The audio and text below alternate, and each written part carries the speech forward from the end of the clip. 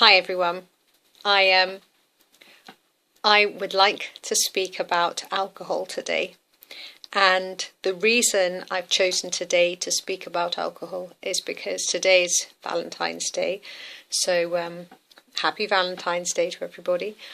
And just to bring a little bit of awareness for those of you on the healing path, to just stop and just be a bit aware before you say yes to that glass of wine or champagne or whatever else, as you might have that in mind for later on today. I apologise because I don't want to bring a dampener to anything, but sometimes it's helpful to know these things or hear these things from somebody else. I have been a person that has been very easily tempted and had my arm twisted, so to speak, to have a drink or something in the past. Oh, like go and have a drink.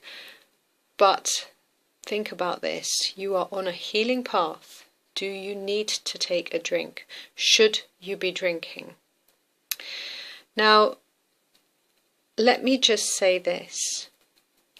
If you are sick, if you have illness, if you are healing from any disease, then you can be absolutely sure that your liver is going to be working super extra hard. And the reason why this is important to be aware of is because rather than going out there and picking up some alcohol and going, hey, you know what, let's put this toxin into my liver, how about thinking instead, I know I will nurture my liver and nurture myself until I am well, and then decide whether I should have a drink, and then decide whether alcohol is something I want to continue with in the having of it in my life. But right now, if you're healing from any disease or illness, you need to not entertain it in any shape or form. And that's my opinion. But it's mainly because of the liver. The liver is a master organ. It's not just some sort of small little thing that does nothing. It does a lot of work. It's like a major processing center in your whole body.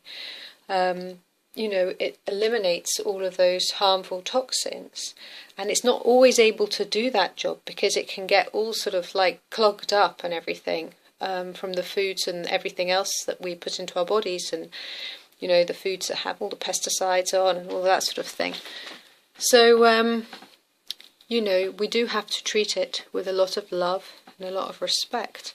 So rather than be drinking, we could be doing things like getting some nice milk thistle and be having milk thistle and having bitter greens and things that support the liver, rather than having something that is going to make it work harder and which also harms it.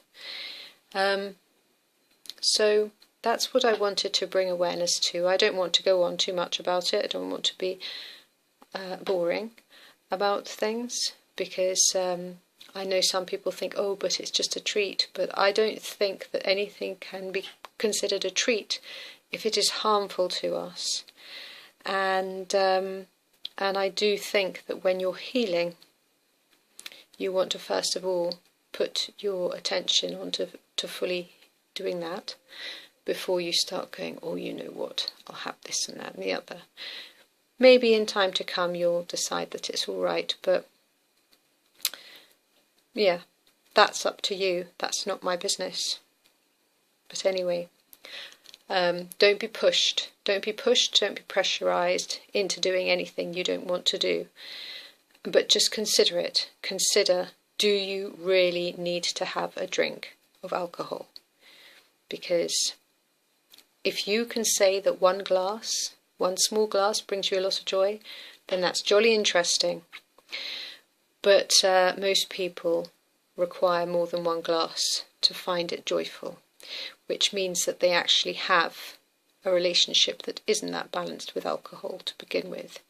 So yeah, just think about it. Thank you very much for watching. Have a happy Valentine's Day and do whatever you feel is best for you. Thanks.